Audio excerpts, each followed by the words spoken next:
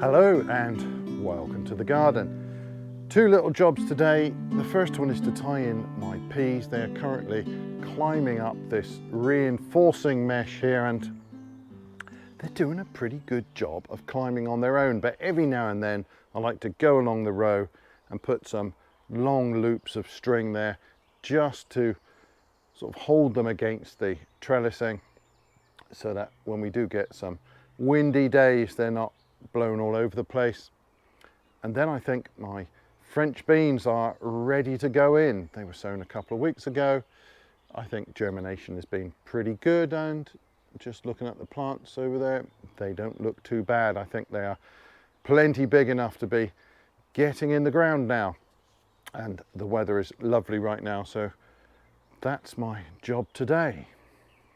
So on this side I have the Mange 2 Carabi de Moussan, and on the other I've got alderman.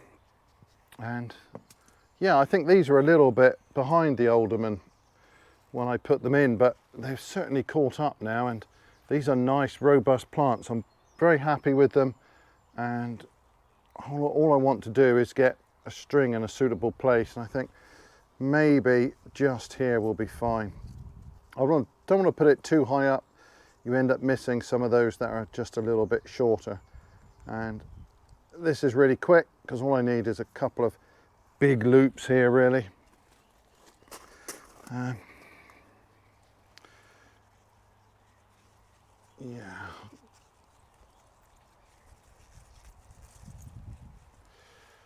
So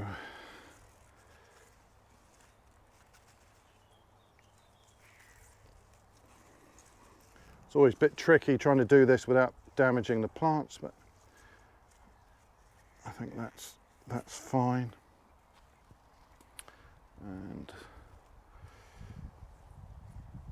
maybe in here. So it's just going to keep these plants tucked up nicely against the trellising here. I mean, they've got a reasonable grip in most places, but when we get the wind, it does tend to try and pull them away. So, and exactly the same on this side. The tendrils here, they're clinging on very nicely to this material, so they're quite happy. That one has gone the wrong side of the trellis, but I'll just pull that through. That'll be fine. There are a few actually that are going up the inside. Doesn't really matter. If they start to fall over, I'll put some ties in place there as well.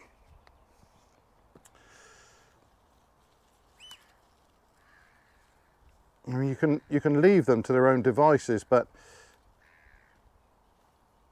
if you get a windy day, they can take a bit of a thrashing. And I think here just 2 loops will be fine.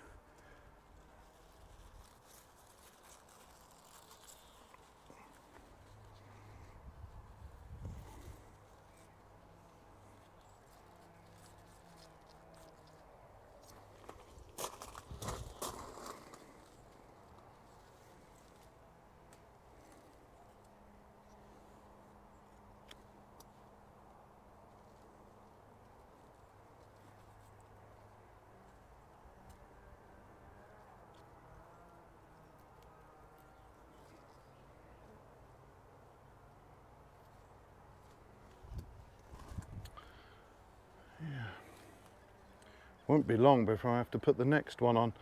I'll space these, I don't know, probably 8 inches apart maybe. You don't need too many, and it does depend on the conditions and how well they're clinging on. I mean, these seem to be growing quite well here, so maybe in a week or two I'll put another string in. So here are my French beans. I've got them in these deep cells. These are fantastic. I say that every time, but it's true. They produce plants with wonderful root systems. These trays are a really great investment. They're going to last for years. They're so tough. I'm throwing the soil everywhere. These are from Container Wise. I know a lot of gardeners on YouTube are using these, and yeah, I do rate these trays. Now I put in Let me put those down a minute. They're a little bit weighty. I put in 3 seeds in each one of those cells. And I was thinking that I would probably thin those to 2 plants per cell. Well, I didn't thin them. So I'm going to plant out 3.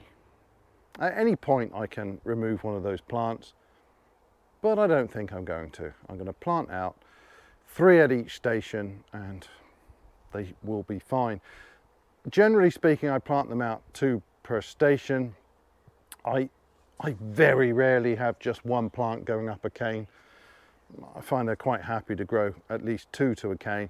3 is a little bit greedy, but I'm going to be greedy.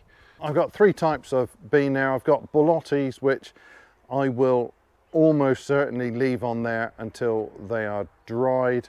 And then I've got Blue Lake and one of my favourite beans, the old purple podded bean. Now there are lots of different beans that have purple pods. This is the old-fashioned purple podded bean, and it is superb.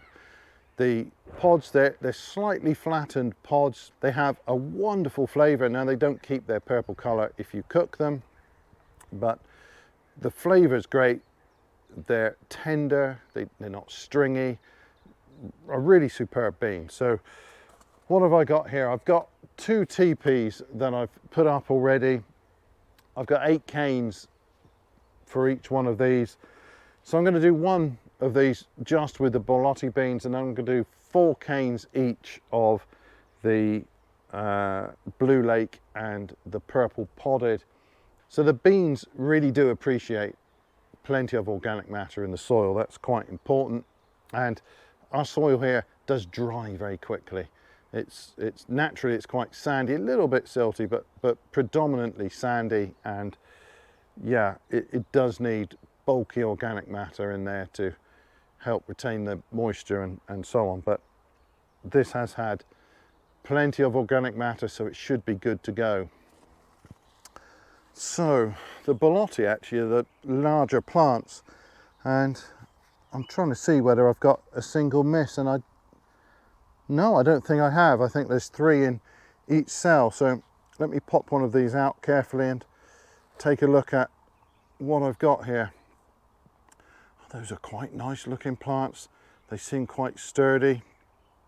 And there we go. There's that wonderful root system. This is a very light compost, so it's sort of starting to fall apart as soon as I take it out. But there's that wonderful root system there that these trays produce. Now, these look as though they could be in there for another few days, but I think it's just as well to get them in the ground and get them going. Conditions are really nice out here at the moment. I'm going to set those maybe just 1 inch deeper than they were. Then they don't womble around in the wind.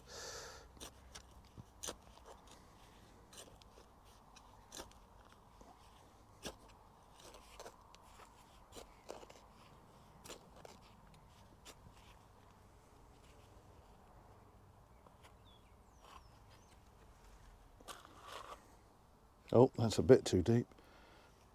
Yeah, that's about right.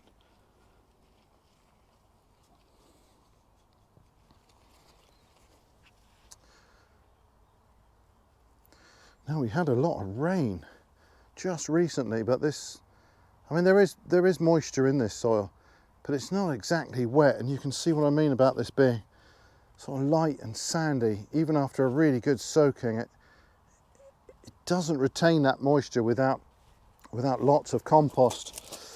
And that's why we're always using that fairly bulky organic matter, most often horse compost or then our own compost when we've got enough of it.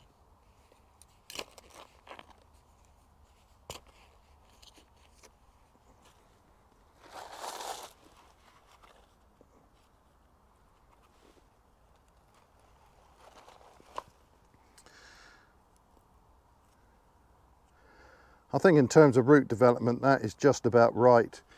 It's got nothing to do with me. It's just these trays. They always produce such wonderful plants.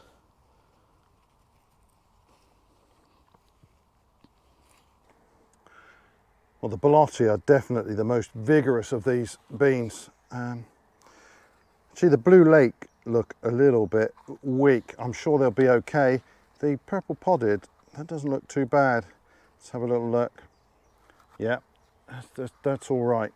I'm being a little bit careful here. The poached eggplant along the pears here is covered with bees again, and I'm trying not to disturb those too much.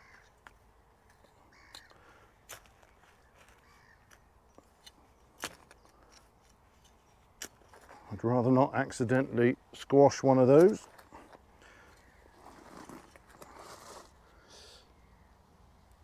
Oh, too deep. There we go.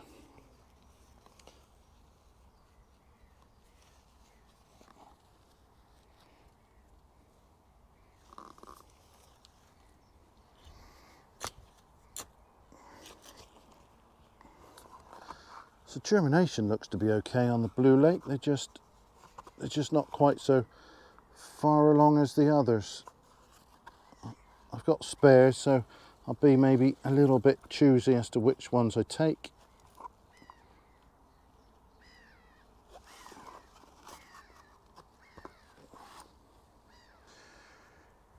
Yeah, there's not quite so much root in there yet, but they're a little bit weedy, but they will come on, I'm sure. Well, if they don't, they'll get replaced, but I expect they'll be fine. They're just a little bit slower than the other varieties. When they get their feet down in here, I'm sure they will perk up. Well, I've also got these dwarf cannellini beans, and I need to find some homes for those. I suppose I might be able to pop one of these in the middle of those teepees and maybe one clump in each corner.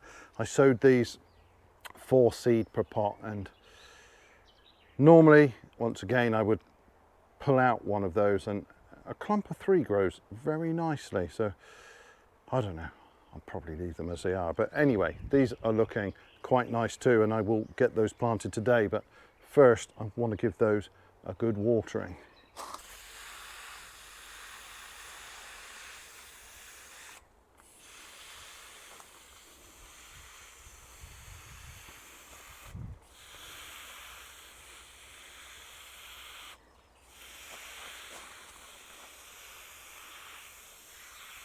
Well, I expect I'll find somewhere to pop a few of those dwarf beans, but I think the weather's pretty good now for the beans. I don't like to get them out too early. If they go through some cold, moody weather, they will sulk a bit, but it is pretty warm. The forecast is looking quite good, so I think they will be fine now. But anyway, that is all for this video. Thanks ever so much for watching, and bye for now.